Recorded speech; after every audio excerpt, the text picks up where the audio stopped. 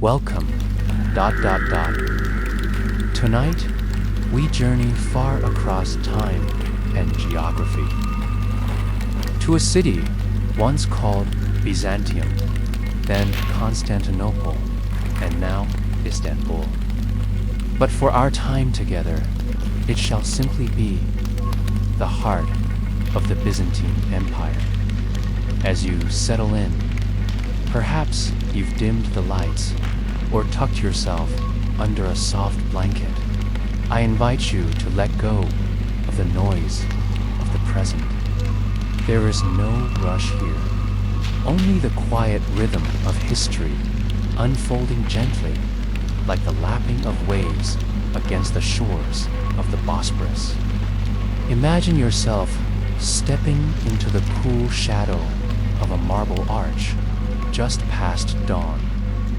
The sun is beginning to rise over the domes and towers, gilding the great city in a soft, golden hue. You are surrounded by murmurs, footsteps, the occasional clink of coin, and the distant call of a street crier.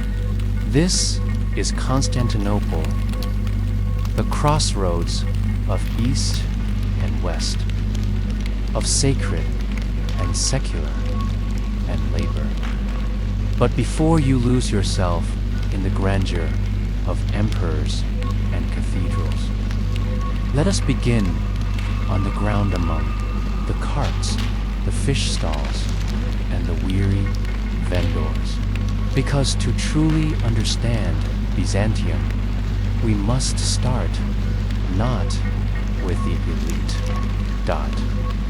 but with those who lived one copper coin at a time. Let us begin with why it was so very difficult to be a street vendor in the Byzantine Empire. Segment 1. WHYIT. Sucked to be a street vendor in Byzantium. Imagine yourself waking in the pre-dawn darkness of Constantinople, not in a palace or even a villa, but in a cramped upper room above a tavern or beside a tannery, thick with the tang of old leather and brine.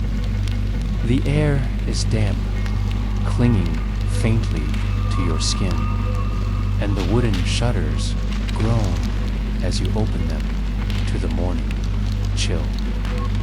You are a vendor, one of thousands. And today, like every day, you will try to earn just enough to eat, to pay your stall fee, and, if you're fortunate, to avoid the wrath of a tax collector. The Byzantine markets, the agora, the forum, and the winding, bazaar-like streets were the veins of Constantinople's economy. But to walk those streets as a vendor was less a graceful dance of commerce and more a constant battle for breath, space, and survival. You carry your goods on your back, perhaps dried figs from Anatolia, or crude clay lamps, or salted fish wrapped in woven reed. The streets are already busy as the city awakens, not with a yawn, but with a grumble. The cobbles are slick with spilled oil from yesterday's olive cellars. Rats dart between crates.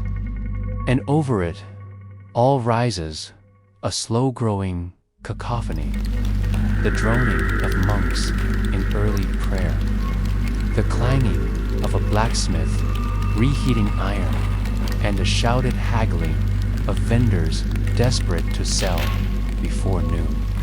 Life for a small trader was deeply precarious. You were taxed not once, but in layers.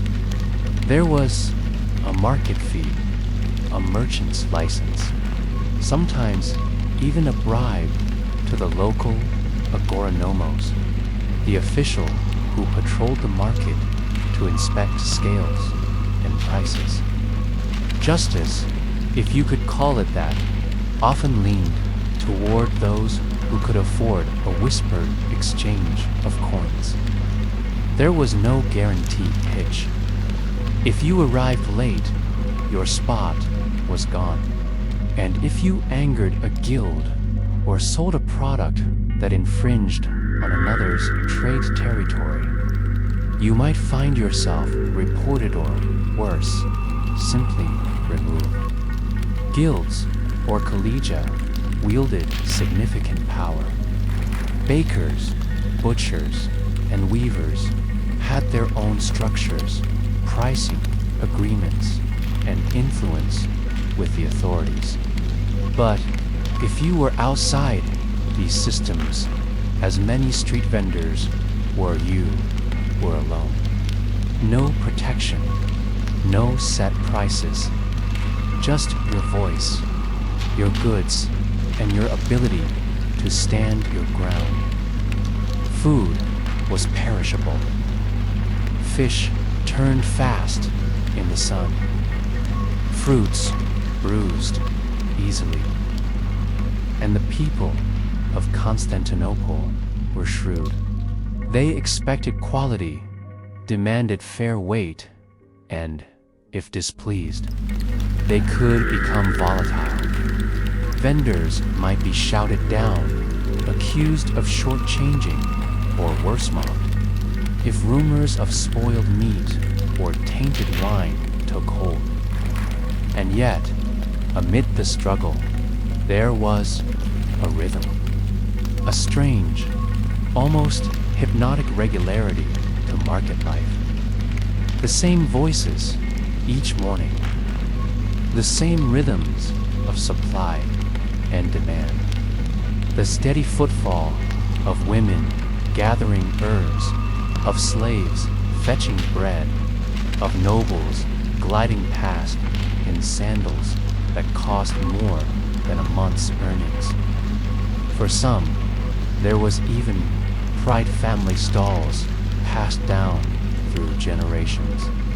Tiny successes marked not by gold, but by trust. A customer returning, a bishop nodding approval, a child calling you by name. But this too was fragile. One bad season, one civic riot, one imperial decree changing the grain supply from Egypt, or tax policy from the palace, and your livelihood could vanish like steam on a kettle. Imagine now the sun reaching its zenith. The marble glows white hot. You squint against the light as the market begins to thin. Some vendors pack up, others shout louder, desperate to sell the last of their stock. You haven't sold everything, but enough. Enough to eat, to save a coin or two. Or perhaps not quite. There is no margin, no safety net, only tomorrow. And the rhythm of life in the streets of Byzantium continues. Let us now turn our gaze upward, from the dust of the market to the opulence of the palace. Let us step into the lives of rulers who shaped this world, both feared and beloved, beginning with an emperor and his empress. Justinian and Theodora. Segment 2. The reign of Justinian and Theodora. Let your mind drift now, away from the market's noise, away from the bustle and barter. We leave the chatter of the streets and climb toward the palace complex, rising like a dream above the city where power whispered through mosaic-covered corridors, and laws were shaped like sculpture from raw marble. This is the world of Emperor Justinian and Empress Theodora. It is the 6th century. The Eastern Roman Empire, often simply called Byzantium by later historians, is at a critical crossroads. Borders are strained. Italy is in flux. The plague creeps on the horizon. But here, in the heart of Constantinople, an ambitious ruler sharpens his vision of what the empire could be. Justinian, born not into royalty, but into rural modesty in the Balkans, his early life was not surrounded by silks or tutors, but by hard work, military order, and perhaps an early understanding that power, when it came, must be tightly held. He came to the throne in 527. He was deliberate, calculating, and tireless. His gaze was firmly on the Western lands that Rome had lost. His dream was not merely to rule, but to restore. He was, in many ways, an emperor of paradoxes, deeply pious, yet politically ruthless, generous to the church, yet harsh in tax collection, a lover of law who used its weight both to reform and to silence. And beside him Theodora, her rise was even more astonishing. Born to a bear trainer, raised in the underbelly of performance, life perhaps a mine, perhaps a courtesan, depending on which ancient chronicler you ask, and how kindly they viewed women in power. She was brilliant, poised, unshakable.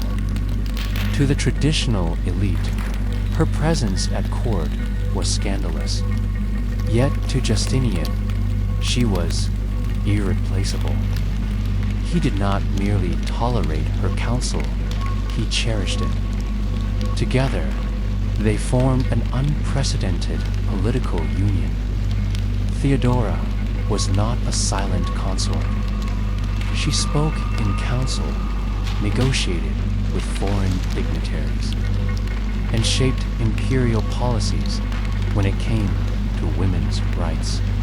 Under her influence, new laws were passed, granting more protections for women in divorce, outlawing certain forms of trafficking, and expanding the rights of actresses and lower-class women. But history did not unfold smoothly. In 532, unrest boiled over the Nika riot's name. After the chant Nika, meaning victory, erupted during chariot races at the Hippodrome. What began as a dispute between rival sports factions quickly turned into a mass revolt. Fires swept through the city. Palaces were burned. Chaos surged through the streets. And Justinian nearly fled. Legend says it was Theodora who steadied him.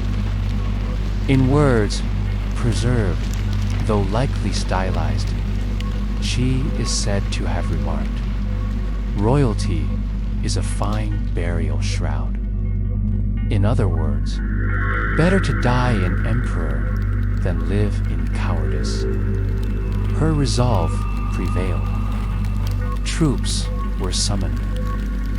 The revolt was crushed in blood. Tens of thousands died in a single day. The Hippodrome ran dark, and from the ashes of that violence, something astonishing rose, the Hagia Sophia. But before we enter that sacred space, let us stay for a moment longer with Justinian's reforms.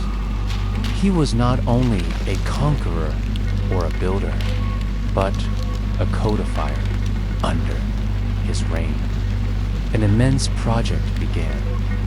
The corpus juris civilis, the body of civil law. Old Roman legal codes were gathered, refined, and reorganized into a coherent system. Imagine parchment upon parchment. Scribes hunched beneath oil lamps, combing ancient decrees, categorizing statutes, and distilling centuries of governance into a framework that would outlive Byzantium itself. For centuries to come, Justinian's code would echo across Europe, informing medieval legal systems, inspiring Renaissance scholars, and even forming the basis of some modern civil law traditions. But his conquests, too, were vast. North Africa, parts of Italy, southern Spain. The dream of a reunited Roman Empire danced in his eyes.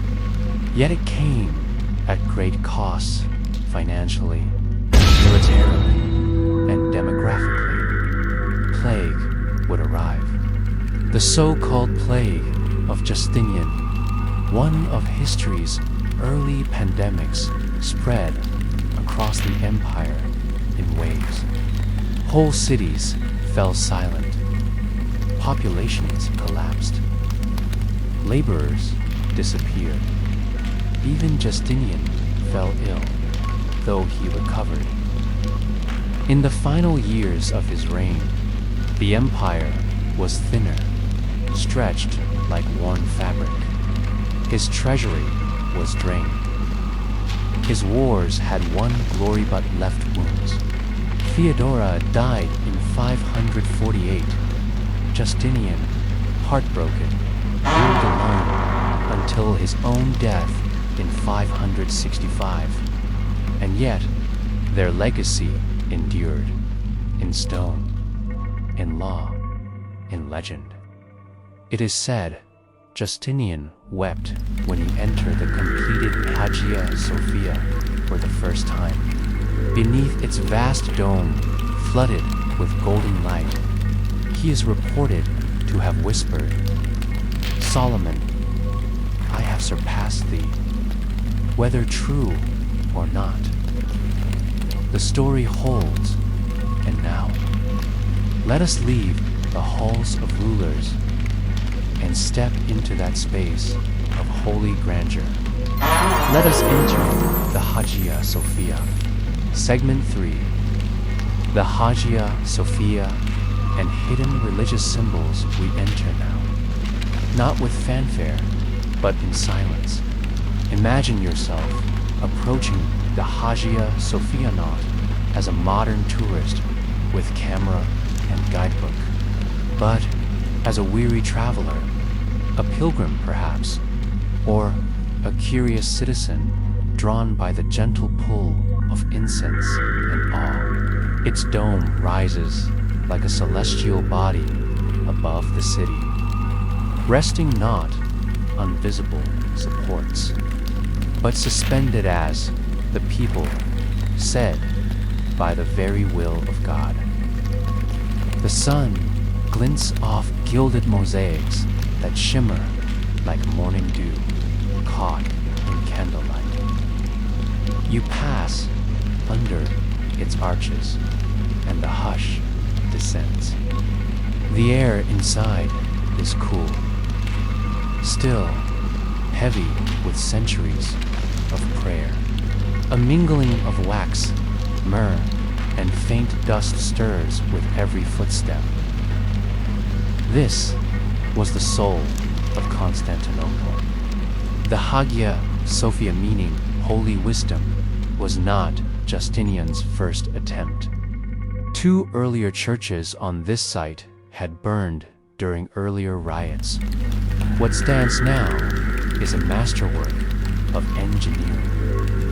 Created under the direction of two mathematicians, Anthemius of Tralles and Isidore of Miletus, more theorists than architects. And perhaps that is why it defies logic. Look up, that dome massive, floating, luminesces, not anchored in the way domes normally were. It rests on pendentives, those triangular architectural devices that allow a circular dome to be placed over a square base. Revolutionary, risky, and, when first completed, vulnerable to collapse during earthquakes, which it did more than once. And yet, it was rebuilt. Higher, stronger. The Hagia Sophia was never simply a church. It was a message, a symbol of divine authority, yes, but also imperial control. The emperor didn't merely worship here. He processed through its aisles in ceremony. He was crowned here. His presence sanctified its space, and in turn, its grandeur sanctified his rule. But deeper still, hidden among the golden tesserae and polished marble, were symbols layered with meaning. Imagine the light filtering through stained alabaster windows. Not colored glass, but thinly sliced stone that softened the sun into a pale, diffused glow. Every surface inside was designed to bend perception, to suggest that this space was not earthly, but eternal. Mosaics shimmered in layers. Christ Pantocrator, Christ, as ruler of all, watched from the apse, not in serene authority. Mary, the Theotokos mother of God, stood not merely as maternal figure, but as symbol of Constantinople's protection. And above all, the dome's light seemed to descend directly from heaven. There were patterns too woven into marble floors, etched into columns, spirals, stars, and crosses that shifted subtly as the empire changed. And there were hidden messages. Some believe early Christian symbols, such as the ictus. The fish were worked into the design in places visible only from certain angles. Later, during the iconoclast periods of Byzantine history, when images were plastered over, hidden rather than destroyed, and when icon veneration returned, those sacred images were uncovered, preserved like dreams behind a veil. The Hagia Sophia would become a palimpsest of faith. Over the centuries, it would house not only Orthodox rites, but echoes of imperial coronations, cries of political upheaval, and eventually the chance of a different faith. When Constantinople fell in 1453 and the Ottomans claimed the city, the Hagia Sophia became a mosque. Yet, it was not desecrated. Instead, it was repurposed. Christian mosaics were covered, not shattered. Minarets were added. Arabic calligraphy hung alongside older Greek inscriptions, and still the dome held. Today, whether seen as a church, mosque, museum, or symbol, the Hagia Sophia remains a place that does not whisper, history radiates it. Imagine yourself now, standing alone in that great space. No tourists, no crowds, only your quiet breath echoing beneath the dome. What prayers were spoken here? What secrets sealed in plaster and pigment? Perhaps some mysteries are best left unanswered. Let us leave gently with the scent of incense still in the air. And now we move away from the divine and descend once more into the world of men and women, but not to the struggling vendors this time. Let us now wander the marbled halls and private gardens of the elite, of those who ruled not with swords or laws, but with gold, etiquette, and social control. Let us explore aristocratic life in Byzantium. Segment 4. Aristocratic life in the Eastern Roman Empire. Let us walk now, not through the clamor of the market, nor the sacred hush of the Hagia Sophia, but along the quiet corridors of a Byzantine aristocrat's villa. Here, the cobblestones are swept clean. The air is scented faintly with rosemary and crushed laurel. Water murmurs from a marble fountain in the courtyard. You are entering a world built not for survival, but for control, comfort, and continuity. To be among the aristocracy in the Eastern Roman Empire was to live within layers of formality, privilege, and restraint. These were not the flamboyant nobles of later European courts, nor the toga-draped senators of classical Rome. Byzantine elites dressed modestly by modern standards, yet each detail whispered status. A belt clasp inlaid with gemstones. Silk dyed the deep purple of imperial association.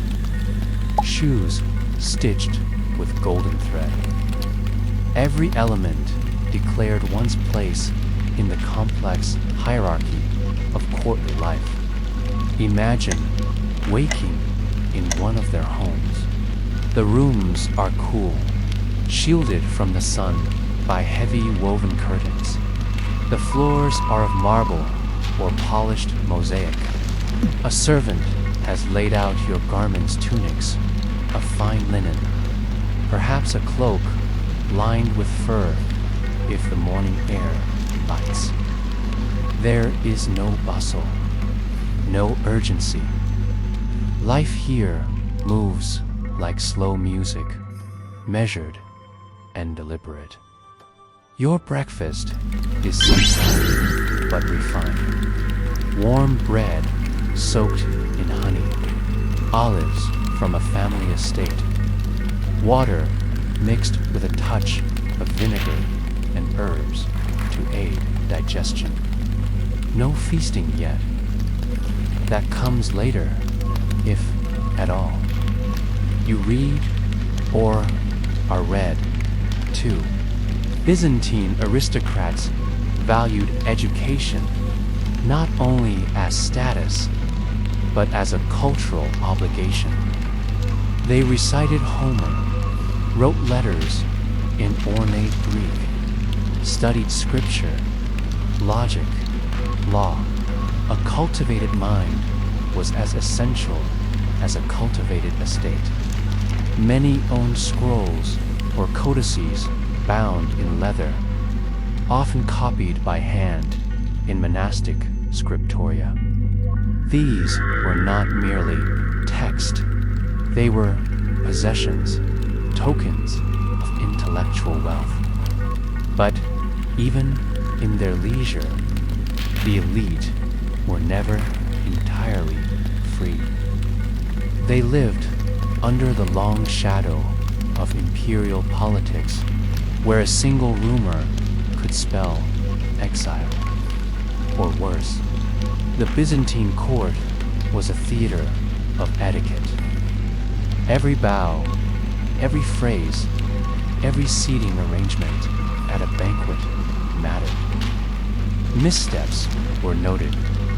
Ambition, if too visible, was punished.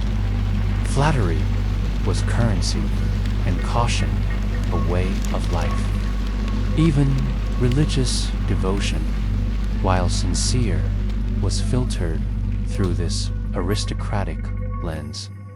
Wealthy families often endowed churches or monasteries. A private chapel within a villa was not uncommon. Yet faith, like fashion, served a social function. A generous donation to a monastery could cleanse not only the soul but a family's reputation. Banquets were not wild affairs, but symbolic acts of order. Guests reclined on couches. Dishes arrived in coarsest fish, steamed with herbs, honeyed almonds, stewed fruits. There was wine, often water, but drunkenness was frowned upon. Talk turned to poetry, to politics, to theology, and always there were ear servants, scribes, and others listening.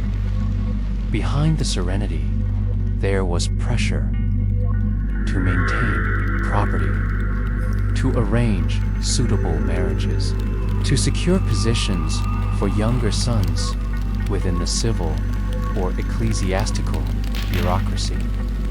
Daughters, often highly educated, were sometimes sent to convents not as punishment, but as strategy. The most powerful families, like the Ducai, Komnenoi, or Paleologoi, intermarried with the imperial line. Their homes were near the palace, their lives intertwined with its fates. To rise too fast was dangerous. To fall was swift and quiet. And yet, amid all this formality, there were human moments, laughter in shaded gardens, the rustle of silk as children played hide and seek between colonnades, quiet prayers whispered beneath moonlight, a mother teaching her daughter to embroider a golden threaded cross, a father showing his son how to read the Psalms by candlelight. These were not grand gestures, but they endured, even in decay. As centuries passed and the empire contracted, many of these great houses fell into ruin. Estates were divided, power shifted. Yet the idea of the aristocrat remained delicate, composed, ever balancing duty and danger. And now, as we step away from their halls, their shadows linger only faintly, like the fading scent of incense after Vespers. Let us take a final breath together and close this gentle journey. Conclusion. And so, you have walked the streets of Byzantium, from the dirt-streaked faces of vendors crying their wares, to the echoing vaults of sacred spaces filled with golden light, to the calculating gazes of emperors and the quiet poise of noble women seated beneath painted ceilings. The Byzantine Empire was not a single moment frozen in time, but a rhythm, a tide. Sometimes harsh, sometimes transcendent, always intricate. You might imagine the distant sound of church bells across the Bosporus, the warm stone beneath your feet, the hush of a great dome above. The past holds no urgency, only memory, only echoes. Rest well, traveler of time. The markets are silent, the palace still, and Constantinople sleeps.